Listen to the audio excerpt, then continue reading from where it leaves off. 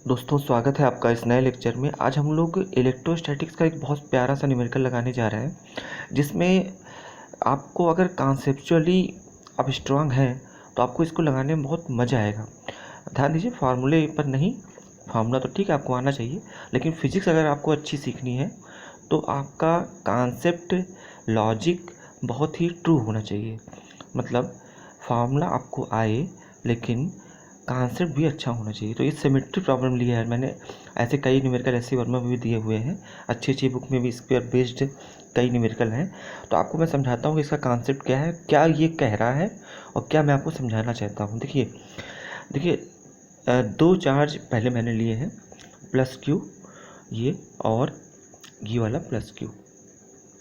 अब ये दोनों चार्ज के मिडिल में अगर मैं कोई भी चार्ज रख दूँ, कोई भी चार्ज पॉजिटिव या नेगेटिव, ज़्यादा या कम, चूँकि ये चार्ज आपस में इक्वल है और सेम नेचर के हैं, तो यहाँ मैं चाहे जो भी चार्ज रख दूँ उस पर नेट फोर्स कितना आएगा, जीरो। नेट फोर्स कितना आएगा, जीरो। क्यों जीरो आएगा? क्योंकि ये वाला पॉजिटिव भी इससे r/2 दूरी पर है और ये वाला पॉजिटिव भी r/2 दूरी पे है। ये पॉजिटिव यहाँ पे रखा, मान लीजिए आपने पॉजिटिव, तो ये वाला पॉजिटिव उसको रिपेल करेगा, यानी इस पर फोर्स लगेगा राइट साइड, और उतने ही फोर्स से ये वाला पॉजिटिव इसको इधर रिपेल करेगा। तो देखिए ये दोनों फोर्स इक्वल भी हैं और अपोजिट भी हैं, तो ये कैंसिल हो जाएंगे। आप जान रहे हैं, एक फोर्स लग रहा है दाएँ, जैसे आपको कोई खींचे दाएँ की ओर, फिर दूसरा बच्चा खींचे बाएँ की ओर और दोनों की ताकत बराबर हो, तो आप जान रहे हैं आप वहीं रुके रहेंगे, मतलब नेट फोर्स जीरो आएगा। तो जब भी कोई भी नेचर का चार्ज दो चारों ओर से सिमेट्रिक चार्ज के एकदम मिडिल में होगा तो उसमें नेट फोर्स जीरो आएगा। अब देखिए ये इसका पहला पहलू है। अभी मैं इसका आपको दूसरा पहलू भी बताऊंगा। अगर इसमें से कोई एक चार्ज या दो चार्ज हटा दें तो क्या होता है। अब यहाँ आइए, यहाँ दो चार्ज से एकदम सिमिलर से बनता है एक लाइन और उसके मिडिल में चार्ज, यहाँ तीन चार्ज मैंने लिया है, तो आप जान रहे हैं ट्रायंगल बन गया। अब इस ट्रायंगल के एकदम सिमेट्रिक पॉइंट को देखिए, मतलब सेंटर को देखिए। तो अगर आप यहाँ पर कोई चार्ज रखते हैं तो ये वाला ऊपर वाला चार्ज को नीचे रिपेल करेगा, फिर ये वाला इधर और ये वाला इधर, और जब आप तीनों का वेक्टर सम करेंगे तो फिर से क्या आएगा, जीरो। तो यहाँ भी जीरो आएगा। ऐसे चार्ज अगर चार हो तो स्क्वायर बनेगा और उसमें भी सेंटर पर जो चार्ज रखेंगे उस पर नेट फोर्स जीरो आएगा। मुझे आपको समझाना कुछ और है, ध्यान दीजिएगा। और उसके बाद मान लीजिए यहाँ पर ये रखा हुआ है पांच चार्ज, पेंटागन है, और इस पर भी सेंटर पे चार्ज कोई आप रखिए पॉजिटिव नेगेटिव, तो नेट फोर्स जीरो आएगा, और हेक्सागन में भी जीरो आएगा। तो ऐसे ही मैंने आपको 6 स्ट्रक्चर बताया। अब मैं आपको एक बहुत अच्छी बात बताता हूँ, ध्यान से सुनिएगा। जैसे मान लीजिए आपसे कोई बोले कि स्क्वायर है और इस स्क्वायर के हर वर्टेक्स पर प्लस क्यू चार्ज रखा है। अब इसमें से कोई एक चार्ज, मान लीजिए ये वाला, यहाँ से हटा दें तो अब इस सेंटर वाले पे कितना फोर्स आएगा। तो मान लीजिए आपने सेंटर पर क्यू, कैपिटल क्यू चार्ज रखा, तो एक नॉर्मल बच्चा क्या करेगा, वो सोचेगा पहले तीन चार्ज बच गए, अब एक हटा दिए तो तीन बचे, तो वो इसका फोर्स सॉल्व करेगा इस पर, फिर इसका, फिर इसका, और फिर तीनों को वेक्टर सम करेगा।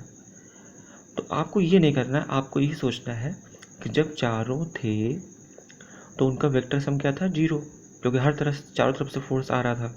लेकिन जब एक हटा दिया आपने तो केवल इसकी वजह से जो फोर्स है वही बचेगा।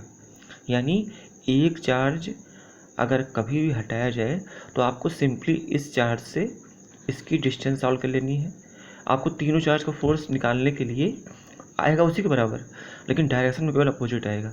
तो आप मान लीजिए डिस्टेंस x है और आप q, capital Q by x square, q, अभी मैं केवल बेसिक बात लिख रहा हूँ, q capital Q by x square, और यहाँ पर इसके पहले 1/4πε0 रहेगा।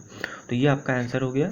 x की वैल्यू ये आप जान रहे हैं पूरा r√2 आएगा और x की वैल्यू r√2/2 आएगी। ये पूरा r√2 आएगा भाई, ये r है, ये r है, और ये डिस्टेंस जो x है वो r√2 की हाफ होगी, वो आप यहाँ लिख देंगे, वो दूसरी बात है। लेकिन खास बात ये है कि इसकी फोर्स इधर आ रहा है इधर, तो इस पर इधर आएगा नेट फोर्स इन तीनों का। अब ऐसे ही इस पर आ जाइए, दो चार्ज है, अगर एक हटा दें तो केवल एक बचेगा, तो आप केवल एक जो बचेगा उसका फोर्स चाहे इससे निकालिए चाहे उससे आएगा वही। तो मैं आपको समझाना चाहता हूँ कि जब कई चार्ज रखे हों और एक चार्ज हटा लें, लेकिन सिमेट्री होनी चाहिए, तो एक चार्ज जो आप हटाते हैं केवल उसी का फोर्स बचेगा, बाकी सबका एडिशन वही आएगा जो अकेले उस चार्ज का है जो आपने हटाया था।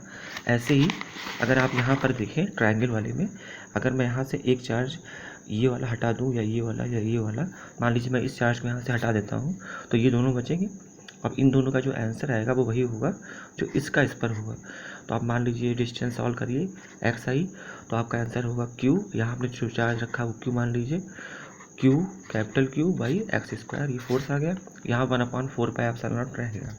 तो इस तरह से मैंने आपको समझाया कि अगर सिमेट्री हो चार्जेस की, तो एक चार्ज को हटाने पर उस हटाए गए चार्ज के बराबर ही फोर्स आएगा, केवल उसी का फोर्स निकाल लीजिए, आपको बाकी कितने चार्ज बचे उससे कोई मतलब नहीं है। और ये बात केवल 3, 4, 5, 6, 7 चार्ज के लिए ट्रू नहीं है, बल्कि ये ऐसे कितने भी चार्ज हों सबके लिए ये स्टेटमेंट ट्रू है।